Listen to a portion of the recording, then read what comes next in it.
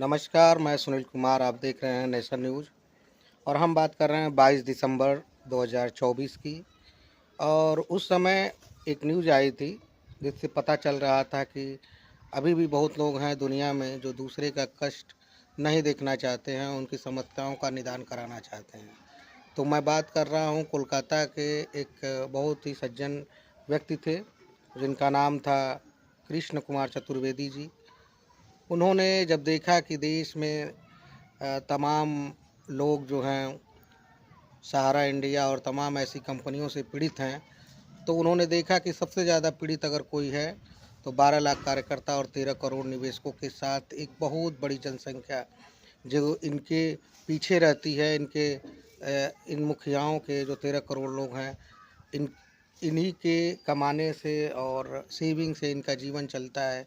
तो ऐसे लोगों के लिए उन्होंने एक आवाज़ उठाई और आवाज़ ये थी कि हमारे देश में जब कोई घटना होती है, जैसे कि फाइनेंशियल दिक्कत होती है, पीड़ित होते हैं लोग किसी कंपनी से, या कोई ठगी होती है, या किसी जमाकर्ता का पैसा जब कंपनी में रहता है और समय पूरा होने पर, मैच्योरिटी पूरा होने पर पैसा नहीं मिलता है, तो उसके बाद जो है एक कंप्लेन आप कर सकते हैं सतर्कता आयोग को, जो इस जमाकर्ताओं के या किसी कंपनी से पीड़ित लोगों के लिए काम करती है और जो दोषी लोग हैं उनके ऊपर कार्रवाई करती है और सज़ा भी मिलती है और उनके पैसे भी मिल सकते हैं। तो ऐसे में कृष्ण कुमार चतुर्वेदी जी का बहुत बहुत धन्यवाद होगा, क्योंकि उन्होंने 12 लाख कार्यकर्ता और 13 करोड़ निवेशकों के लिए ये आवाज़ उठाई, क्योंकि वो चाहते थे कि वो निवेशकों का भुगतान कराने के लिए इतने दिनों से, इतने वर्षों से जो संघर्ष चल रहा है, उस संघर्ष को ख़त्म करने के लिए कुछ न कुछ तो करना ही पड़ेगा। तो उन्होंने ये सोचा कि एक कंप्लेन कर दिया जाए सतर्कता आयोग को, जो सरकार की एक संस्था है जिसकी जिम्मेदारी यही है कि ठगी पीड़ित जमाकर्ताओं, कार्यकर्ताओं या उन पब्लिक का फ़ायदा हो और उन सारी चीज़ों की समस्याओं की जांच करे और उसे जो दोषी हो उसे पनिशमेंट करे। तो कृष्ण कुमार चतुर्वेदी जी ने जो किया, बहुत ही सराहनीय काम किया। ये वही सरकार है जब 2014 में ये सरकार बन के आई, और सरकार बनने से पहले जब इनका इलेक्शन का कैंपेनिंग चल रहा था तो उन्होंने कहा था, ये मोदी जी और ये अमित शाह जी ने कहा था कि मैं दाऊद को घसीट कर लाऊंगा और यहाँ की जेल में बंद करूंगा, यहाँ की कोर्ट उसे सज़ा सुनाएगी और उसे जो भी उचित सज़ा होगी उसे दी जाएगी। लेकिन आज तक ये सरकार दाऊद के करीब भी नहीं जा पहुँचे। ये वही सरकार है जो कहती थी कि विश्व बैंक, क्या नाम है उसमें, स्विस बैंक में जितना भी काला धन जमा है, या दुनिया के जिस बैंक में भी भारत के जो जो ठगी करके भागने वाले लोग हैं, उनके पैसे जहाँ भी जिस बैंक में जमा होंगे, जो भी काला धन होगा उसे लाया जाएगा हिंदुस्तान में और यहाँ की गरीब जनता के विकास के लिए काम होगा। यहाँ की रोडें बनेंगी, यहाँ के हॉस्पिटल का निर्माण होगा, यहाँ के हवाई अड्डे बनेंगे, यहाँ के एजुकेशन सिस्टम सही होगा, हेल्थ सिस्टम सही होगा। लेकिन हुआ कुछ नहीं, काला धन आया ही नहीं।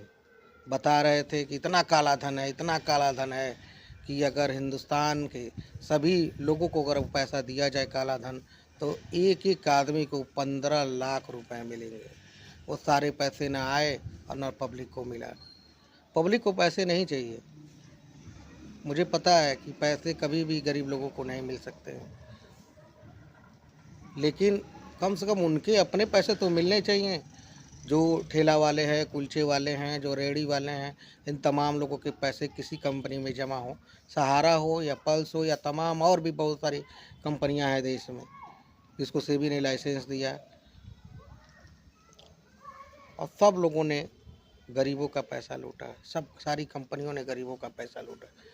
तो इन्हीं लोगों के खिलाफ कृष्ण कुमार चतुर्वेदी जी ने सतर्कता आयोग को लेटर लिखा और कहा कि आप इसे संज्ञान में लीजिए और जो भी दोषी हों उन्हें सज़ा दीजिए, और जिनके पैसे जमा हैं, फंसे हैं, उनके लिए आप कार्रवाई कीजिए, बड़ी मेहरबानी होगी। अभी तक कुछ हुआ नहीं, 22 दिसंबर बीत चुका है। टाइम अभी भी है, कुछ भी हो सकता है, क्योंकि हर काम हमारे मुताबिक तो हो नहीं सकता है। लेटर वहाँ जाएगा, वहाँ लोग पढ़ेंगे, उसके लिए जांच होगी, कमेटी बैठेगी, फिर उसके बाद जो करना होगा होगा, या नहीं होना होगा तो वो भी नहीं होगा। जैसे सब कुछ ठंडे बस्ते में पड़ गया, वैसे ये भी ठंडे बस्ते में पड़ सकता है। तो लाइक करते रहिए, शेयर करते रहिए, सब्सक्राइब करते रहिए। 12 लाख कार्यकर्ता और 13 करोड़ निवेशकों के लिए सुप्रीम कोर्ट में मामला चल रहा है, और डीबी रियलिटी ओबेरॉय रियलिटी को 1,000 करोड़ रुपए देने की भी घोषणा हो चुकी है कि ये लोग जो है सहारा सेबी के escrow अकाउंट में 1,000 करोड़ रुपए जमा करें। अगर ये पैसे समय से जमा हो गए तो मुझे लगता है कि सहारा के निवेशक, एजेंट और कार्यकर्ताओं के भुगतान के जो लंबी लड़ाई लड़ी जा रही है वो एक तरह से सफल साबित हो सकती है। ये सरकार वही सरकार है जो कहती थी हम गरीबों के साथ हैं, गरीबों को अमीर बनाने की गारंटी है हमारे पास। तमाम तरह के जुमलेबाजी करके ये सरकार एक बार बनी, 2 बार बनी, तीसरी बार बन चुकी है। और ये वही सरकार है जो गरीबों के विकास के लिए अपने चुनावी घोषणाओं में बार बार जिक्र करती थी, लेकिन आज पब्लिक जो है उसी तरह से दुखी है, अपने पैसे फंसा करके कंपनी में, और इनके ही अपने पैसे वापस नहीं हो पा रहे हैं। ये सरकार सिर्फ अडानी और अंबानी के लिए काम करती है। ये सरकार सिर्फ अमीरों के लिए काम करती है। ये सरकार सिर्फ बनियों के लिए काम करती है। ये सरकार सिर्फ बिजनेसमैनों के लिए काम करती है। ये सरकार गरीबों की सरकार नहीं है। अगर ये गरीबों की सरकार होती तो 350 से 400 का सिलेंडर 2014 से पहले मिल रहा था, लेकिन इस सरकार के आने के बाद गैस सिलेंडर का रेट 1200 से 1300 रुपये तक चला गया था। मैं खुद खरीदने वाला हूँ 1320 रुपये में सिलेंडर। लाइक करते रहिए, शेयर करते रहिए, सब्सक्राइब करते रहिए।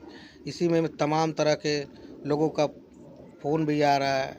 सारे निवेशक परेशान, एजेंट परेशान, कार्यकर्ता परेशान। किस किस को जवाब दिया जाए?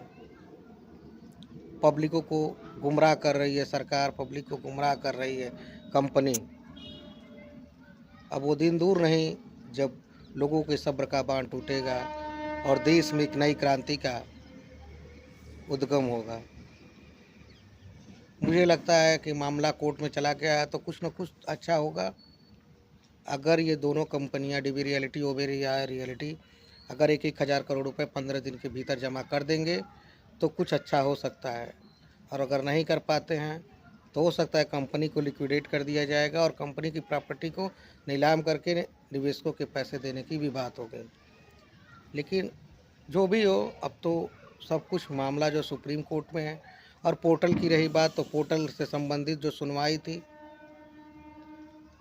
जो पोर्टल से संबंधित सुनवाई थी 7 जनवरी को, उस मामले में एक नया डेट पड़ गया है 13 तारीख, और सहारा सेबी से संबंधित मामले में 5 फरवरी को डेट पड़ चुका है।